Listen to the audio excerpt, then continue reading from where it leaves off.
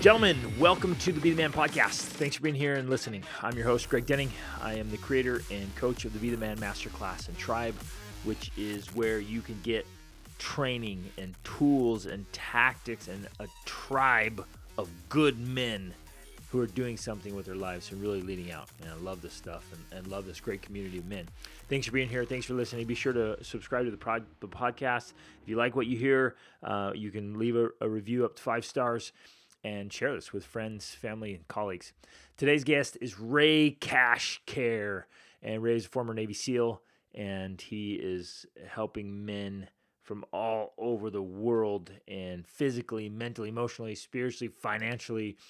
He's working with Bedros and some other great guys, other guests that I've had on here and will have on here, and they're just doing awesome things for men and youth. And in our conversation today, we talk about his story. It was, a rough start. Things were tough. He had a tough go, but he refused to just acquiesce and give up. He refused to believe what others were saying about him, and initially started to prove them wrong. But then, as we talk about in this episode, proving yourself right instead of going along, with kind of a chip on your shoulder. And man, we talk about the complacency that many men have of being a man and looking for the easy out, those who are avoiding responsibility or, not doing anything or not taking care of their bodies or not showing up as they could and should, and how successful men really control their life and all the important elements of their life, the things they can control. They lean into that to plan and schedule, to work out, eat well, to sleep well, to just do all the things that really matter. So you guys are going to love this episode and all the great insights you pick up here from Ray and his experience and his life and his story and who he's become and how he gets to work with men and share these insights. So let's jump in. All right, brother, we are excited to learn from you today, man. Why don't you just start off, give us some of your background? Because I know you've had your hands in your life in all kinds of cool stuff. So give us a background and we'll dive into the whole idea of becoming a man. Yeah, well, I guess, to talk about now, you got to start at the beginning. So Baltimore native, 50 years young, grew up on the wrong side of the tracks, was pretty much voluntold to join the Navy. College wasn't going good for me. Abusive relationship at home. Joined the Navy, was told I was never going to amount to anything. Screw you. I wanted to show everybody that I was destined for more, which I'll talk about. For the longest time, I was doing things to prove people wrong. Now, with the growth of who I am now, I do things to prove myself right. Served 12 years in the military, 14 years working with the government agency world. Met my beautiful wife, who I have no business being with. I got her tattooed on my arm. That's my prenup. So she stuck with me. Love you, baby. And now I have the pleasure of being business partners with Bedros Keuilian in 3 businesses, which is the project, the 75-hour kick in the butt, which we talked about ahead of time. The LTD, which is leadership team development training, which is our corporate training that we do. A PG version, the professional version of what we do with the project. Nice. And then my passion project. I told you I have Fox News talking to me right now. Is the father-son program. My father was murdered when I was 11. Wow. And we throw these words in society around a lot, and that is toxic and masculinity. And yep. I don't think there are toxic masculine men. I just think there's toxic men because yep. I feel like I'm a masculine man, but I treat women with respect. I don't raise my voice, right? Same. But if you disrespect my queen or my princess, then I will become toxic, but not because I'm a masculine man, but because I am the protector of my home, which may not even be toxic. It's just like that's the right thing to do when you cross the boundary, dude. I will turn from friendly to fierce. Yep. Anything, right? I'm the kid. The lion, right? The lioness runs the pack. We know this. The wife runs it. I love you, Trace. That's my wife. But as I've said before, and I've gotten some grief from this too, right? Is if someone were to break into my home, we have roles in our house. My wife knows her roles when I'm home and when I'm not home. and my daughter does, and my son, who is now 28, if he visits, he knows his roles. And if someone breaks into my home, my wife is behind me, right? And I'm going to go take care of things. She's not beside me. She's not in front of me. Now, I know that with every good man, there's a great woman who is beside or in front of him, but there are roles and responsibilities, and my wife accepts that role and responsibility. Same. And I am the protector of the home. So if you mess with me and what's mine, I will flip that switch and become that ferocious beast that I, with the training. But here's the difference. You don't have to be a Navy SEAL to do that. Any man that loves his family and loves what his family represents will do that. Now, if you're married to a world-class pistol shot who's a female, let her up front. Let her go. But, go, babe. But, my wife has her roles, and she educates and teaches my daughter things that I have no business doing. So I stay in my lane. She stays in her lane. But she is proficient with a gun, and so is my daughter. So if I'm not there, then my wife will step up into that role. Because, that's the biggest fear a man has, is being on the road and something happening when he's not there to protect his tribe. That's like, people ask me, what do you fear? That exactly. So, but what do I do as a man, as a masculine man? I train the females. I train anybody in my life, in my family, how to protect themselves to the best of their ability. Of course. Same. We're training our kids. And I think you're spot on, brother. There is a time to be dangerous as men. Yes.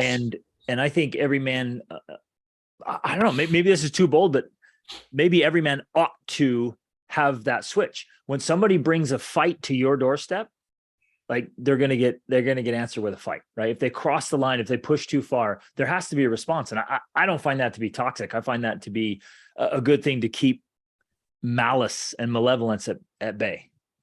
I think, and again, I know I'm going to get grief for this. So I think every male is born with that switch. I agree. But society, things weigh down on it where they don't want to flip it. Society and identity issues and this and political.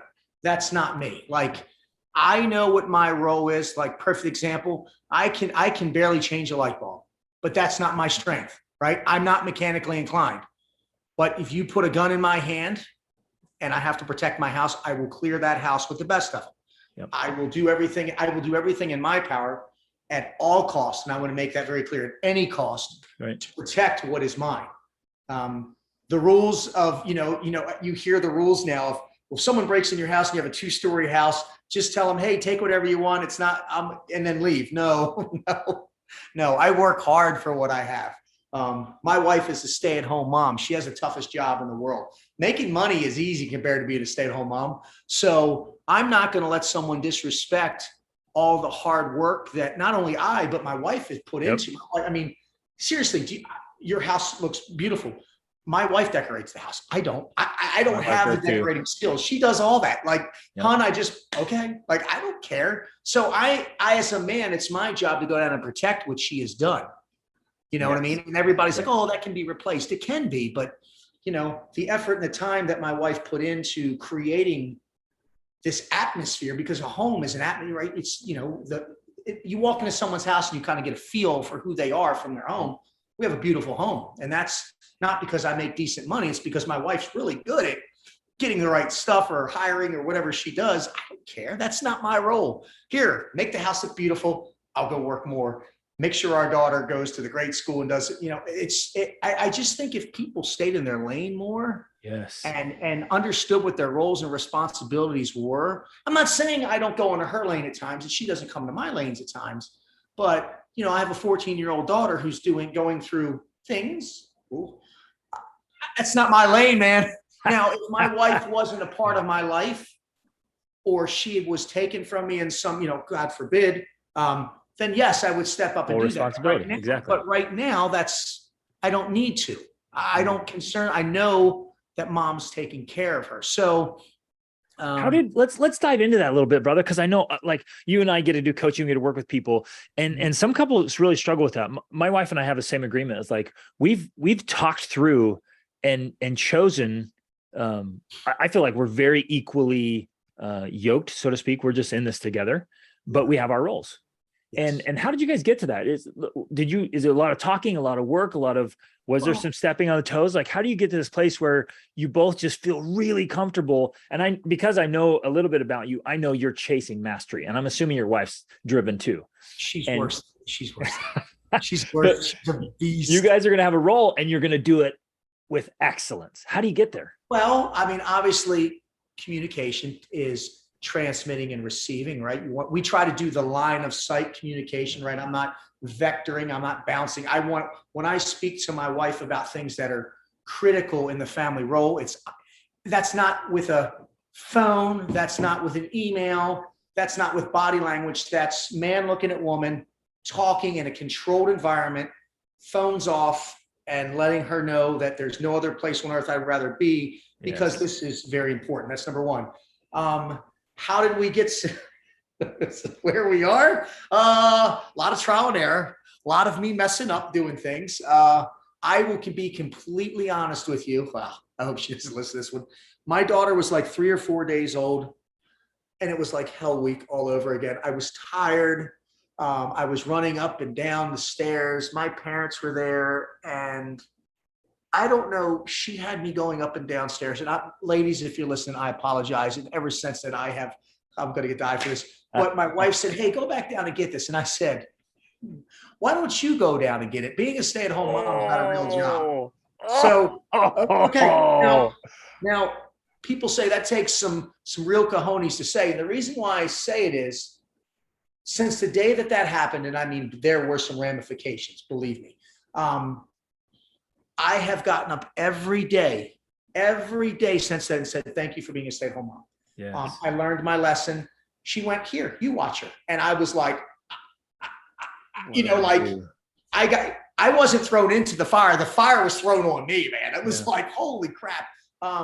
So I think the best way that you can do that is, number one, you need to understand that there are certain things as a man that we're just not good at. Like, we can get it done, right? I am chasing the art of being the mastery of everything, but I'm not going to be a subject matter expert in everything. Yep. So me and my wife have had a lot of dialogue, and what I like to do with my family, and we try to do this every Sunday, is we have an AAR, an after action report, on one thing. And just so you know, my daughter, her name's Nyla, she's 14. She's included in this. Yes. We don't talk about money in front of my daughter, but we will talk about how we can be better or worse. Now, if me and my wife my daughter's at school and we have an argument about something, and let's say it got, when I say heated, we're bickering at each other, we're not going to discuss that in front of my daughter. But if I'm short because I've got a business deal, which I'm guilty of, and I've snipped a little bit, my daughter will say, hey, Daddy, I thought you always start with 2 things that you need to improve on. One thing that you did good, always end on a high note. Daddy, I noticed you kind of were a little snippy when you picked me up from here and here. I was hoping next week you couldn't do that. Okay. Oh, beautiful. But Daddy, even though you were super busy, because we always do daddy-daughter. I do date night with my wife and daddy-daughter night. Me and my daughter usually go to a Mexican restaurant.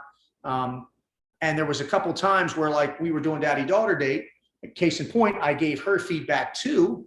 She wanted to bring her friend. And I said, hey, listen, I don't mind bringing your friend, but don't count this as daddy-daughter night when we're bringing your friend, because the phone, right? Just so you know, dads, this isn't spending time with your daughter. Exactly. This is I have a special ringtone for my wife and Bedros and my other business partner, Steve. Other than that, the Pope could call and I'm not picking up when I'm doing that.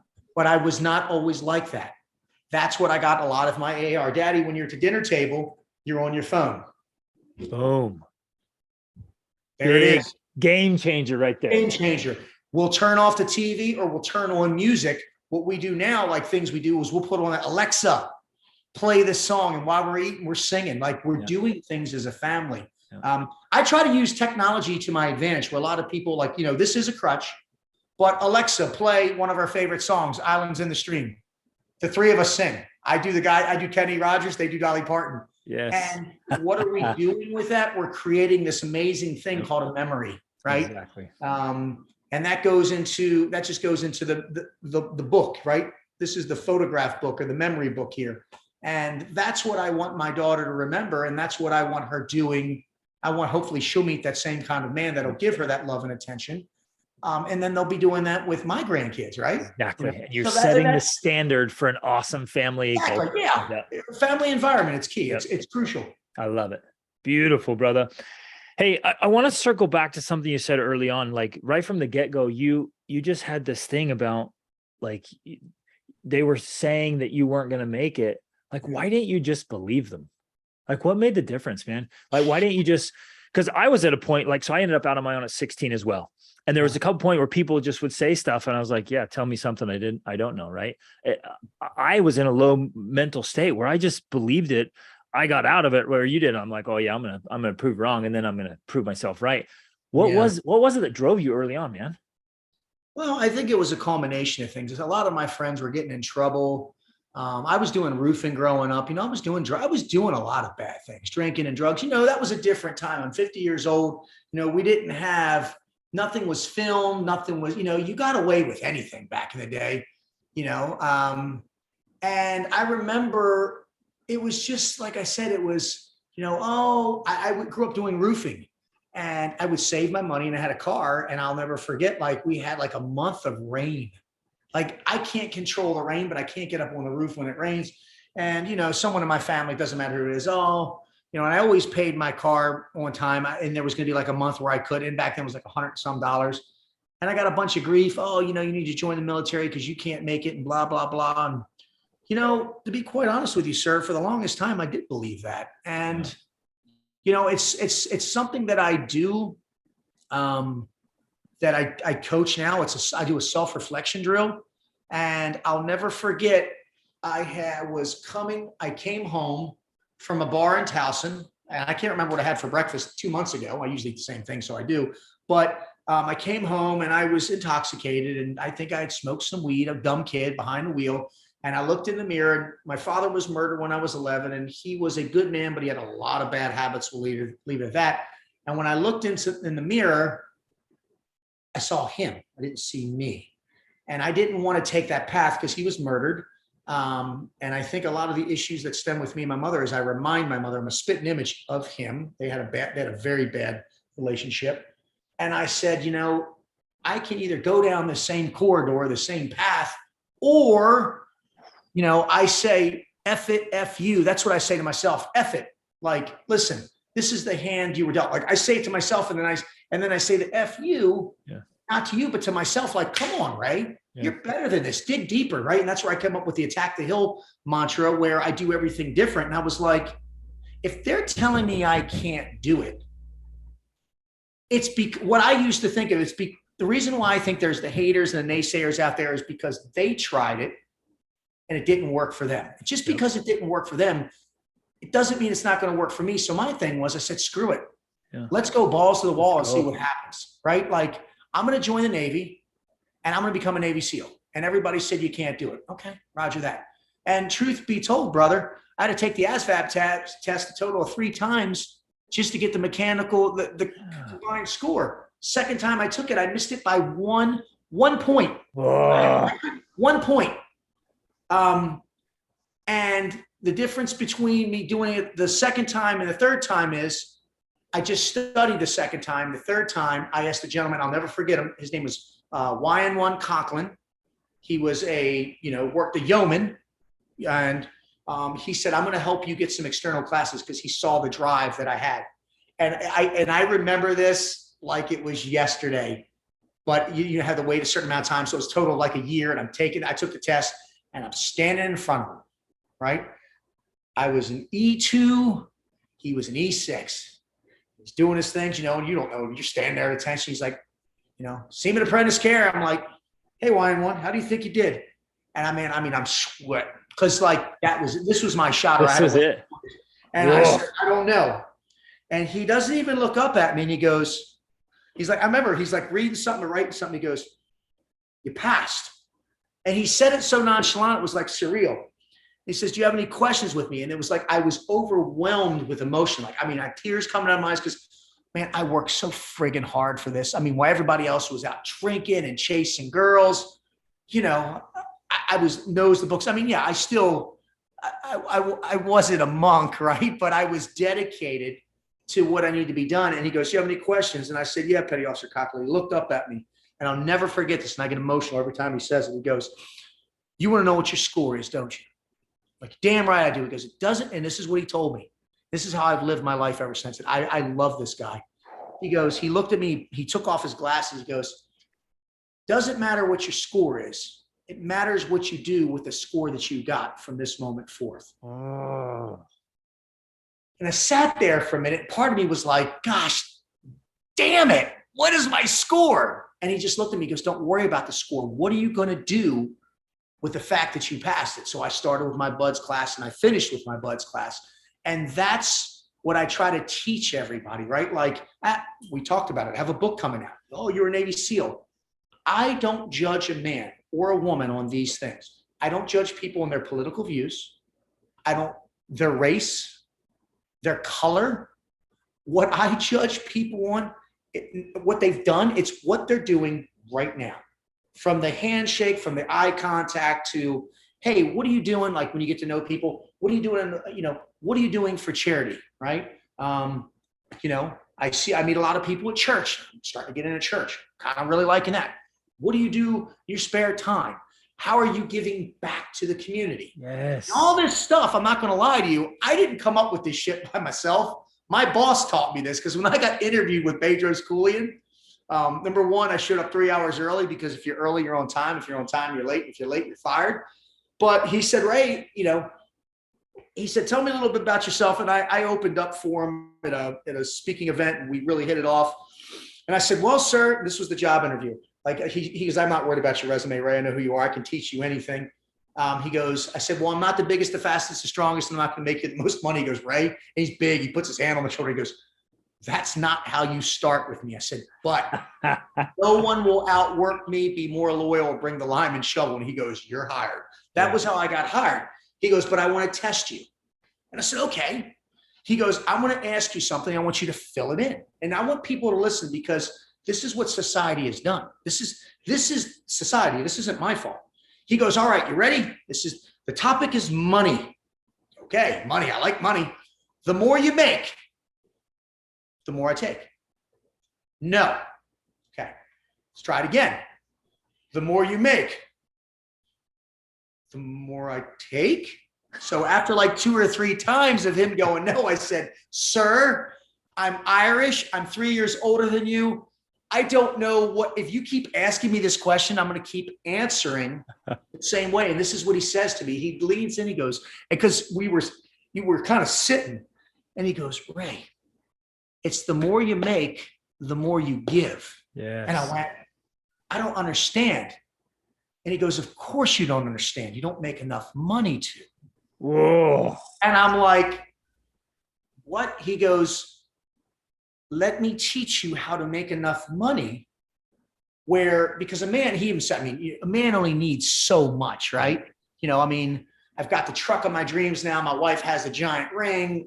We're investing, we're doing everything.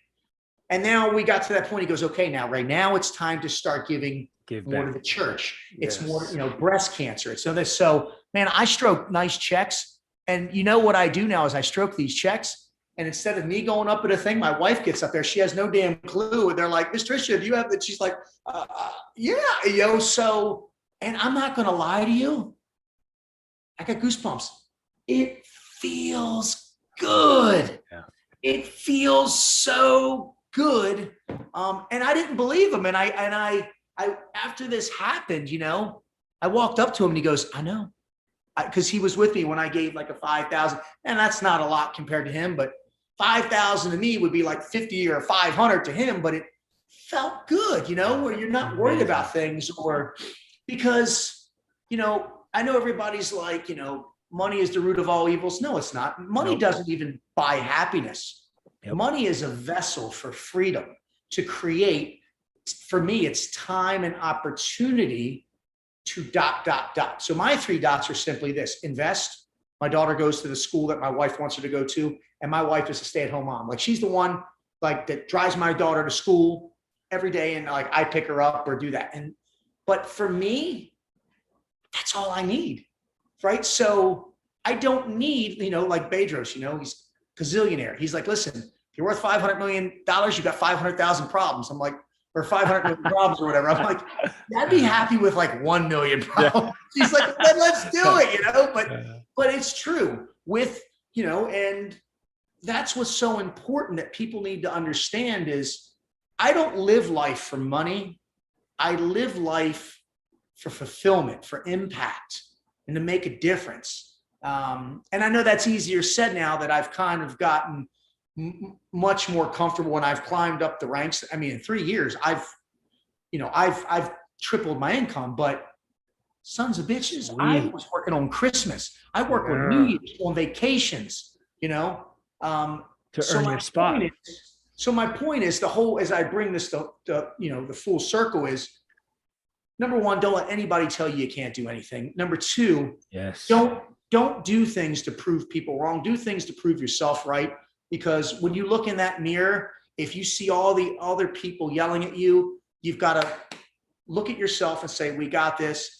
And then number three is the more you make, the more you give. And it doesn't even have to be with money. The most precious thing that you can give somebody, I think, is time and advice, not opinions, advice. And I think once you start, I know that once you start doing that, people will be much more receptive, and people know when you really care about them, like with the courses that I'm running, even though it doesn't look like I care on social media, I do.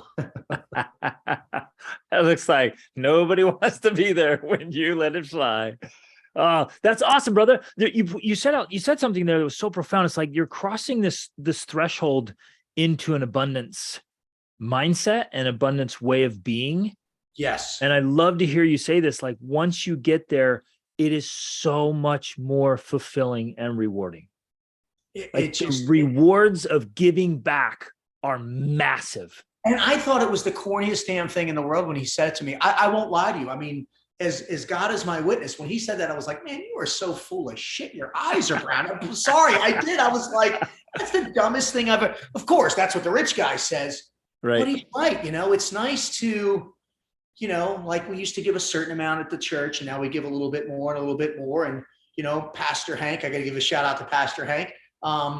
He was like, listen, Ray, I noticed that you've been giving some real generous donations. I said, yes, sir. He goes, just so happens I'm doing a sermon today on resiliency. And I said, that's awesome, sir. He goes, so I want you to do something else for me. I'm like, yes, sir. He goes, I'm running 2 30-minute, because he speaks for 30 minutes and they have the choir. I want you to do, I do 22 push-ups on the minute every minute for 60 minutes. That's 1,320 push-ups. He goes, I want you to do that, cut that in half and do it for church as I'm speaking. And I'm like during the sermon? During the sermon. Having you crank, yes. And I was like, okay, well, put me in the back and, I'll be quiet. Nope. I show up. There's a little like foot-high stage right beside him with the light shining over me. And what are you going to do? Tell the pastor no? Wow. He was like, now you do know if you say no, I'm going to, he knows about my past. He goes, I'm going to expedite you going south instead of north. I'm like, no, sir, I'll go. So he was joking. But man, it feels so good. Like my point is it's not, he didn't want the money. He wanted, the blood, sweat, and tears. And it was huge. I mean, I actually, from that, Channel 3 News did a feature on me, my local news team, and I got Hero of the Month. And my wife was part of it. So she got on TV with me. So that was really cool, Very cool. Yeah. Very cool. Man, I go off tangents. So you got this is awesome. This is what I'm talking about. And see behind the scenes, because we have to see the whole man, right? It's the whole package, because as well as I do, and anyone with yourself, your own experience and working with others, like you can't leave part of yourself undone. Yeah. Right. Because you end up, some form of atrophy, whether it's mental or emotional or spiritual or whatever. And you limp along, and this becomes this problem in your life, and it starts to show up. In fact, and this is a perfect time to switch. It's like, what are you seeing as the major problems men are facing, and what are the underlying causes? I mean, what's the issue And how can we address it? I know that's a big, broad question, but I know you're in your own experience and the people you get to work with, like what's showing up, what's not working, and what's causing the problem? Well, trying to, how can I political? Oh, that's a good question, but I know I got to answer the right way, so I don't want to get food off. The problem I see with men is complacency in being a man. Boom. Too many men feel entitled or enabled, or like case in point, I get married, I'm gonna get a divorce. No, man, you work through it. You got a woman pregnant, you're not stepping up to the plate. You're sitting around when, instead of trying to get a job collecting checks on other people's, hard-earned money. And I know this is going to piss some people off. You're living at home at 40. Yeah. It's just, and I could go on and on and on. Not being a positive role model for the community, not doing anything for the community.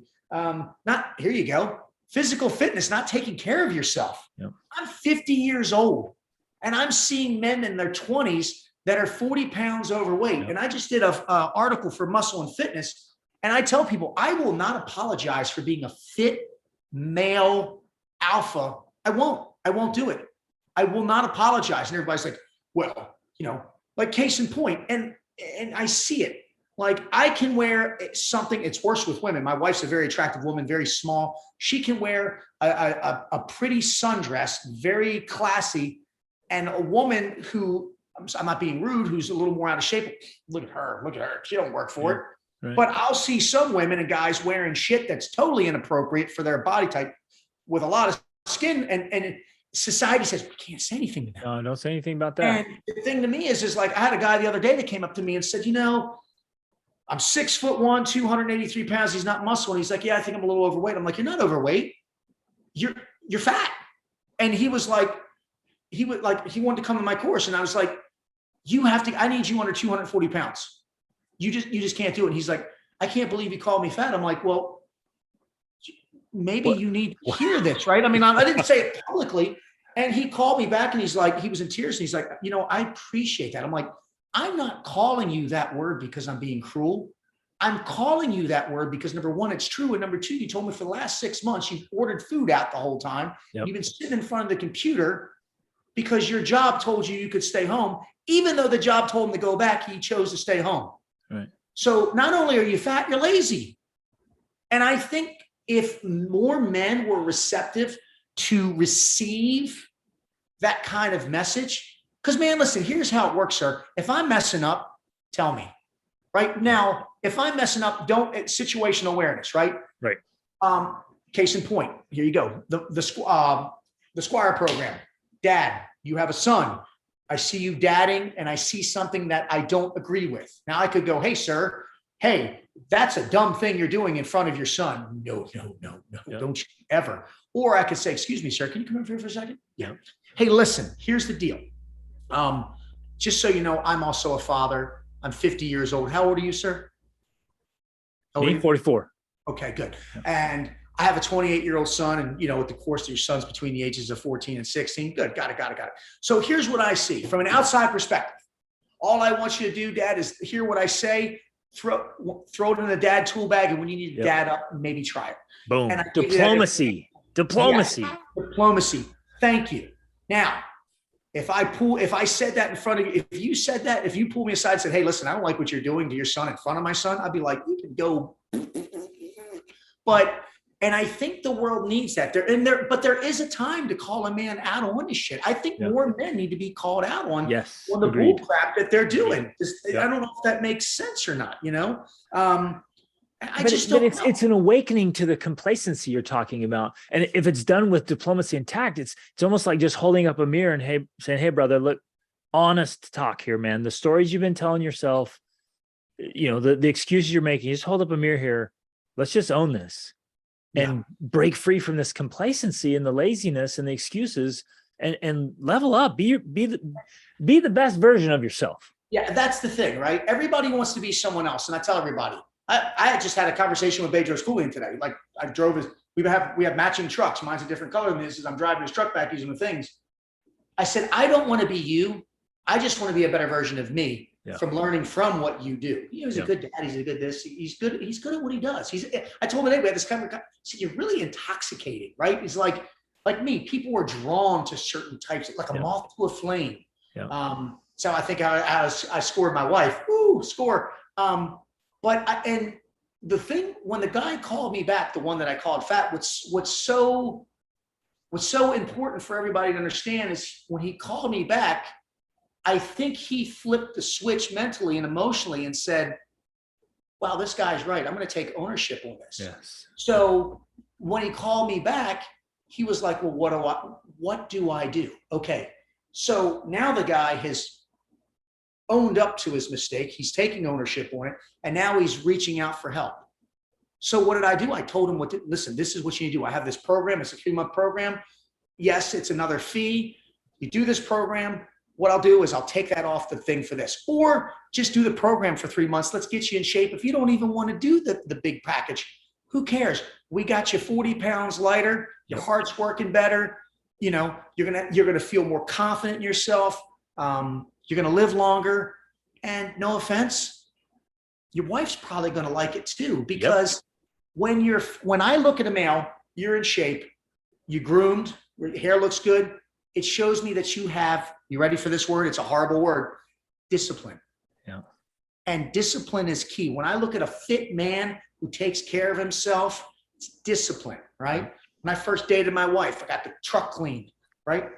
Immaculate. She didn't come over right away, but I had a clean lady. I mean, my house was immaculate. Yeah. Because sometimes, you only have one shot. Yep. You only have one shot to make, and it's not even impressed to make it to impact. Yep. Wow, you have a clean house. Well, yeah, great. She's like, I thought you would just be a wild Navy SEAL ambassador. I had my eyes fixed on this one. So everything else was gone. Like, everything's in order, baby. Everything you come by anytime you want. There's nobody here. She started stopping by, and believe me, I mean, this is respectful. Boy, she made me wait for the prize, but boy, it was worth it. You know what I mean? I courted her for months. And how true is that for everything in life, brother? Look at this. I got Tim Kennedy of all people calling me right now. Nice. Oh, I love it.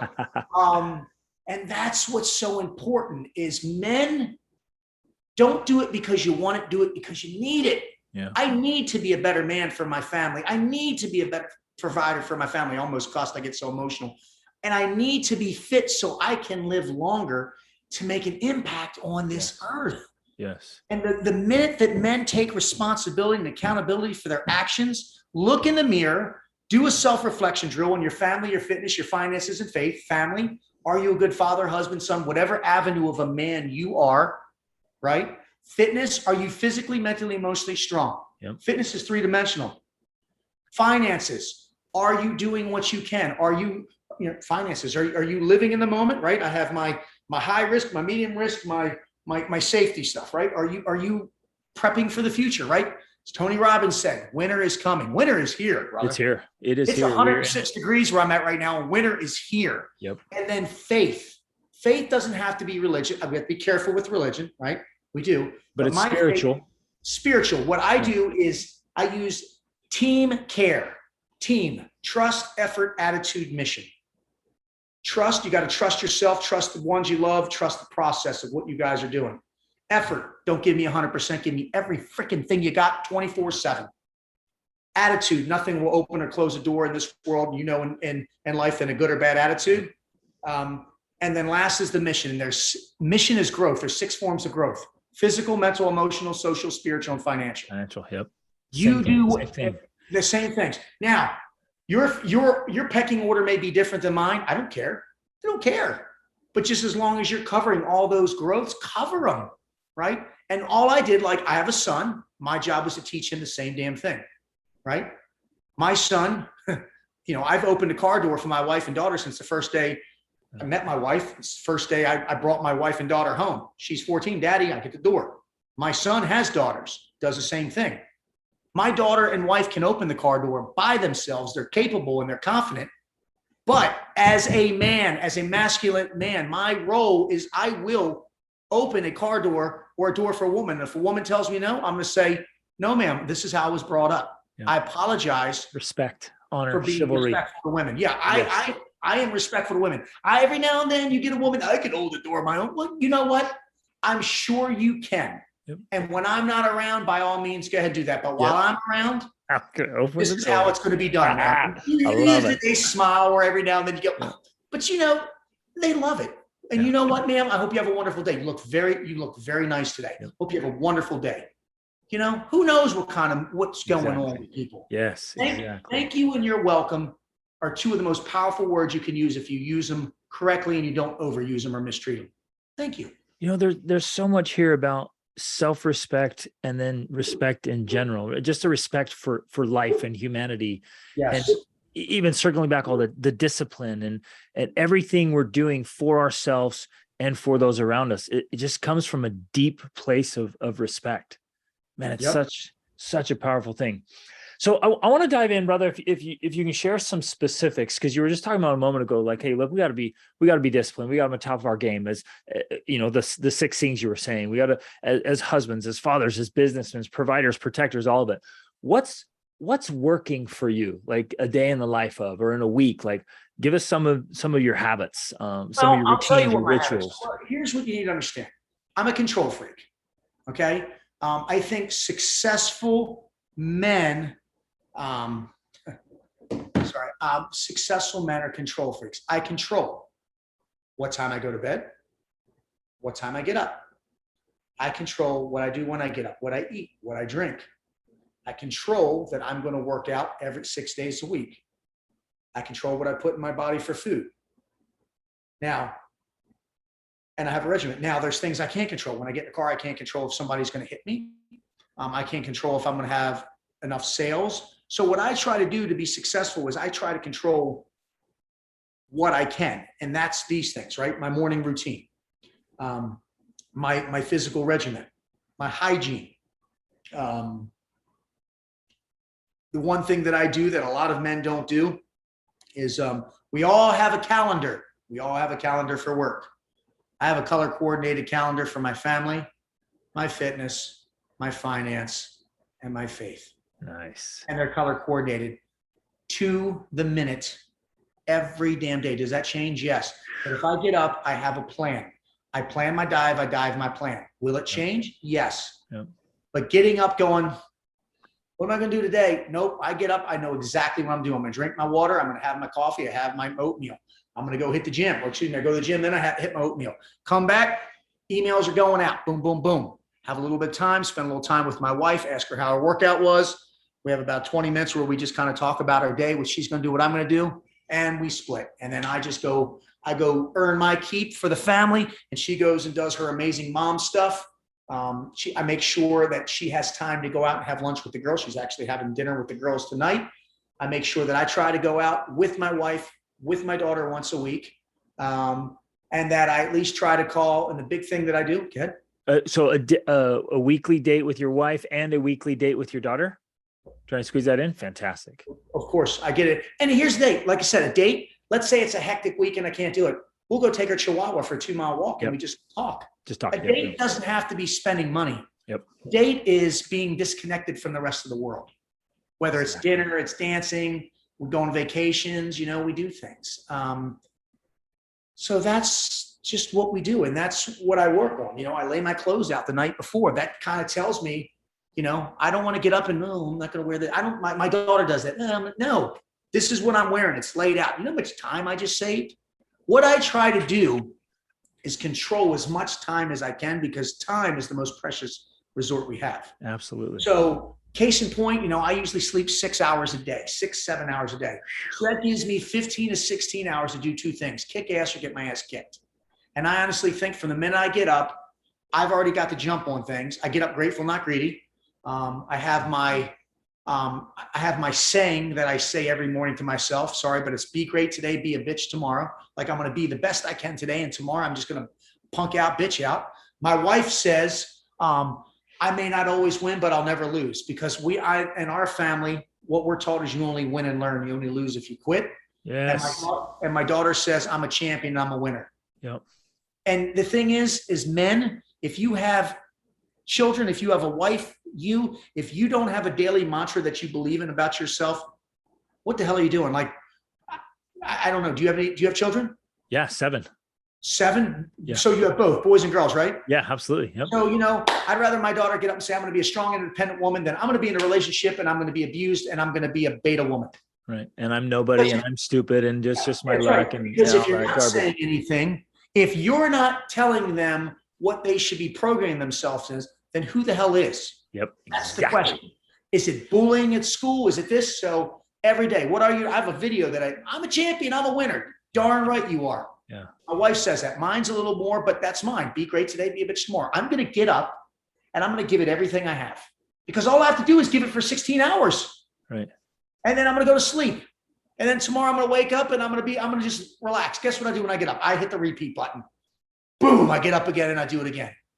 And I think if more people started being more grateful about what they have versus greedy of what they want, because it'll come, right? If you focus on the family, the fitness, the finance, the faith, the finance will come. The physical, mental, emotional, social, spiritual, the financial will come. Yep. The problem is we put the wrong stuff in the wrong order and we neglect the things that are important. Some of the most successful men I know make millions of dollars and ask them about their relationship and they've got a $12 relationship with their family. Exactly. I'm right. Yeah. So well, let me ask something here because I know I'm thinking about it. I know the listeners are gonna be thinking about it, like because you'll push yourself and you'll push your limits hard. Like when you get to this place where you don't feel like doing things. Because I know there's a lot of guys, them too, right? We talk to them and they're like, yeah, I know I should do that, but dadgumma, I was discouraged. I wasn't motivated. I didn't feel like doing it. I wasn't feeling great. In that moment, where does your strength and power come from, brother? Because I know I want to know if you feel those anymore or you just move past of course, them. man, there's days I don't want to get up. Of course, there's days I don't want to go to the gym. There's days I had to swim. I had to go train to go swim across the damn Hudson River. I didn't want to do that. I'm 50 years old. But what I do is I go to myself. I'm like, what kind of example am I setting for my children? What kind of example am I setting for my wife? Hell, what kind of example am I setting for when I look in the mirror? Yeah. And I do that, because people ask me, Ray, you were a Navy SEAL. What's the trick? There's only 2 tricks. Number 1, don't quit.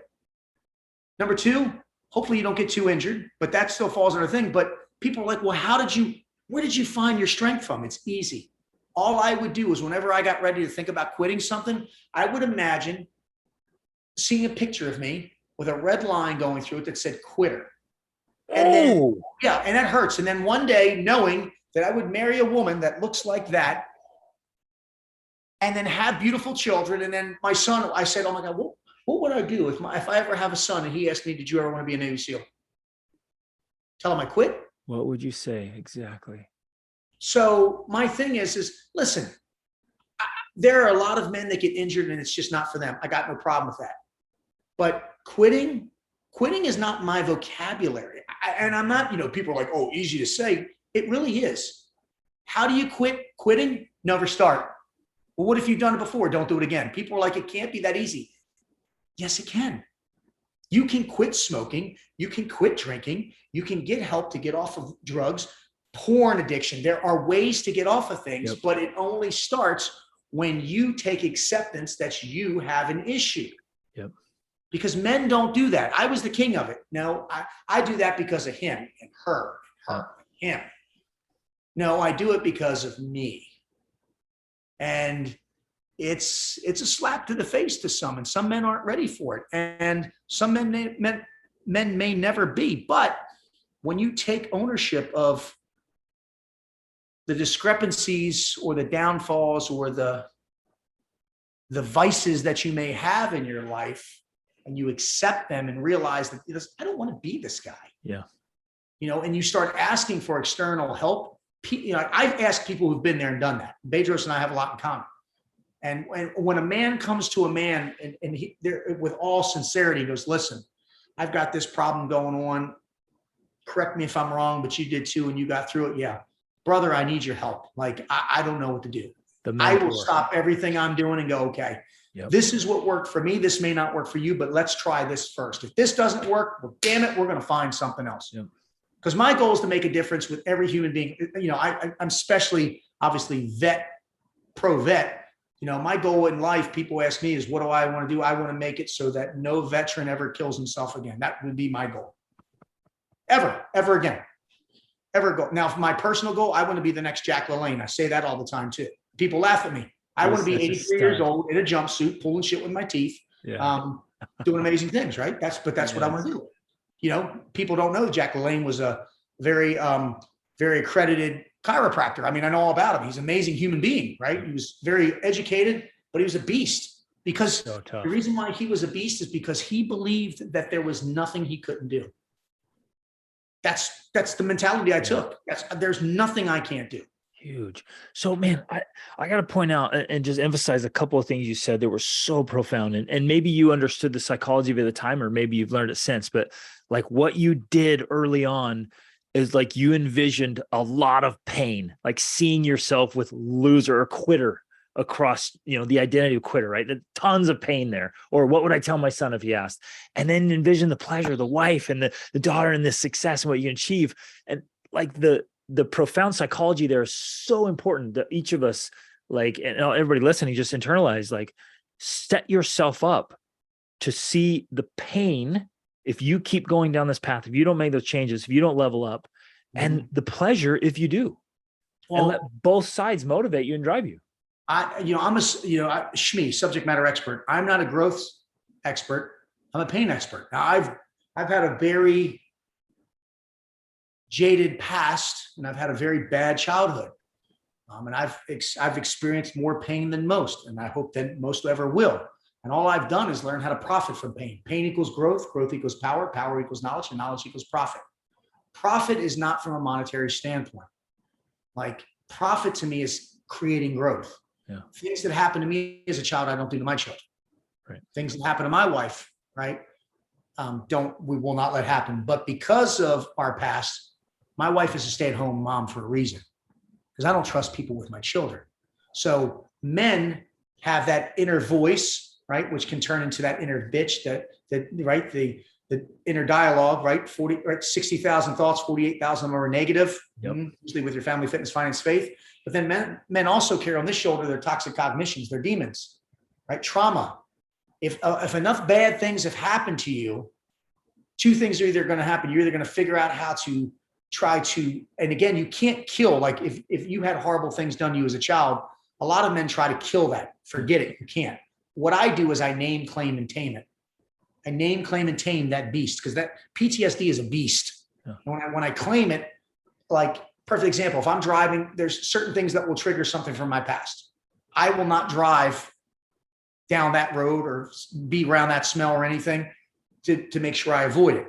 But what most people try to do is they think that they can kill that, and they can't. And that's like alcoholism, right? I have friends that are alcoholics that I don't drink around, and then other ones that I can have a drink around. But I respect them enough, or if he's like, if I have a guy that's like, man, he's on the verge and he's doing good. Hey man, I've been sober 200 days. No drinks. I can go out and have a drink with you. That's fine. Yeah, I'm fine, man. And there's other guys who are like, yeah. But if I do that, it's, you sure? Yeah. And they're good, but I don't put it around their face. I'm not, so you have to know the limitations of you and others in your life. And when you do that, that's how you create that growth. And to be quite honest with you, anybody that I know that's been a past alcoholic, I just don't drink in front of them. My buddy's like, oh man, I'm past it. I'm good. I'm like, yeah, you know what? If I was a whatever, like if I wouldn't want that just out of respect. So I just respect people. I think, respect is what the world needs more of. Yep, exactly.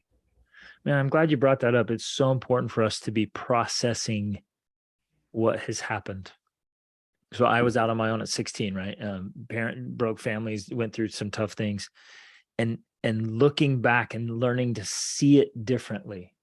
And to get profit from it, benefit. What can I learn? How am I better because of it? How can I change? How can I make a contribution to the world, be a better man because of it? It's taking something that was so painful and making it powerful for the better. So thanks for bringing that up, brother. Yeah. What are you chasing? Like, what right now are you personally, what are you interested in? What are you studying? What are you going after? What's something that you're hungry for? It's such a cliche, just making a bigger impact with the things I'm doing, trying to make better father-son connections, trying to give back to the community. I don't know. I think the word would just be a bigger audience, more of an impact. I think if I can get my message out to more people, I want to be contagious, right? I want to be the poison ivy of positivity. That's what I want to be, man. It's just what I want to Yes. be. David Goggins says negativity is the most contagious thing. And I don't agree. I mean, because perfect example, right? I think quitting would be the most thing, right? So imagine you were going to start insulting me. Get ready to insult me. Go ahead. Just say something. Ready? I quit. See how easy it is to quit? Quitting is the most contagious thing. But I say, why don't we make positivity? Why not walk into a room and just, again, motivation gets you up. Discipline gets it done. All I want to do is motivate people enough to start creating self-discipline, right? Just carve out little blocks, little tasks that you can do daily, monthly, weekly, monthly, annually. Just task, little micro task, and do it. And once you get it done, find another one. Yeah. So that's what I want to do. And I want to make more people grateful for the life that they've been given, even if they feel like they've been given a shit hand. If you're alive and you have your health, you're doing better than a lot of other people. I'm dealing with this right now. My father-in-law, God bless him, he's one of the greatest men I've ever met, and he's dealing with leukemia. And it kills me to see a man who's given, he's done so much, and he's got a great heart, and he's a big man too. How weak he is right now, and it frustrates me. Because then you'll see people that are extreme evil that live till they're 100 years old, and then my father-in-law is 70. It's like this man has been a pillar of just positivity his entire life, and it's like these are the things that I question. These are the things that I have the internal conflict with. Like why him? Why And it's these. If I could answer these questions, I would be probably the most successful man on the planet, but I can't, and I don't. That's the problem. I don't understand is. You have men that do so good, and and he's still with us, but he's not doing well, and it infuriates me. And it's a good reminder, brother. My wife and I, right after we got married, we watched my father-in-law struggle with cancer and fight it, and then pass. And man, that it was such a great reminder for us and he was 47.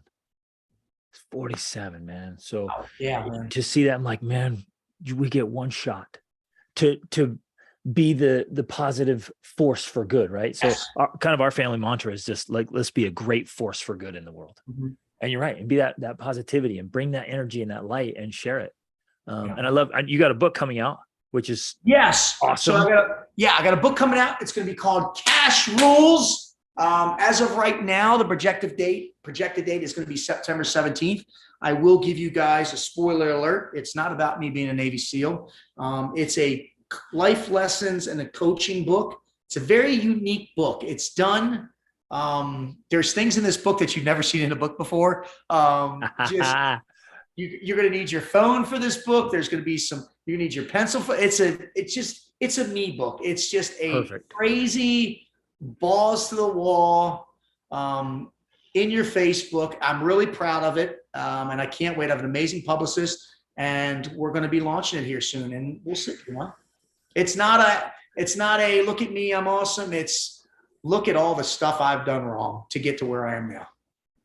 And what we can all do and learn from it. That's awesome, bro. I hope so. I hope, like I said, man, all I try to do is if you can learn, I can speak, I do public speaking, I do all these amazing things. You can just take 1 second of something that I taught and use it in the future, then that's success for me. Yep. That's a win. That's it. Exactly. That's beautiful. Awesome, man. Thank you so much. So many great principles here. So many great lessons. Any last thoughts? If you got the audience here, any last things, words of advice or lessons, any last thing you want to share of like, what's the big takeaway? What really matters? Yeah, I think the lesson, the takeaway is just believe in yourself. If you have a goal and you have a dream, don't let anybody or anything deter you from what you want to do. I mean, if I would have listened to everybody, I would have probably been dead or in jail. You are a book, right? I don't believe a book. And the pages are blank for a reason. You get to write the story. You want it to be a horror story or they lived happily ever after, right?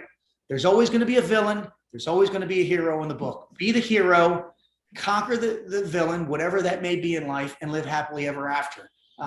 And that's what I'm doing with my book, you know, and every week that I get up, it's just another chapter of the book. Monday's my favorite day. I love Mondays. Like, let's go. People are like, what is wrong with you?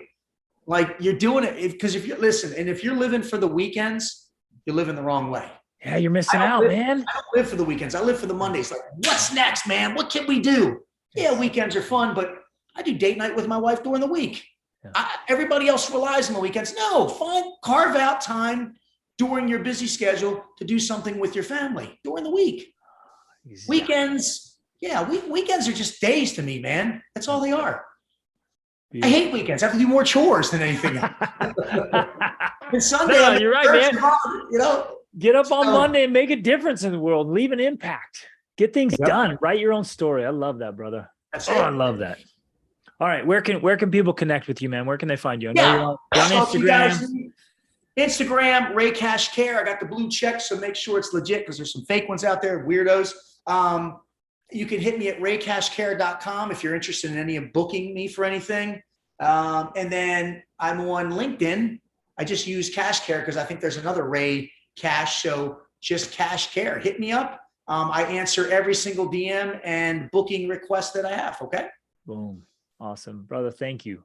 Thank you for like living out the example, right? Of taking what you were handed, the cards you were dealt, and living a life that's worth sharing, and the lessons you're doing and the impact you're having in the world. Like, this isn't adulation or anything, but it's like, it's honor to you for the things you're doing and that you have something to share. And it's born still work in progress though, right? No such thing as perfection, only progression. So my wife might tell you a different story, but that's a whole different conversation. I love it. Thanks for being here, brother. Appreciate it. Thank you, sir.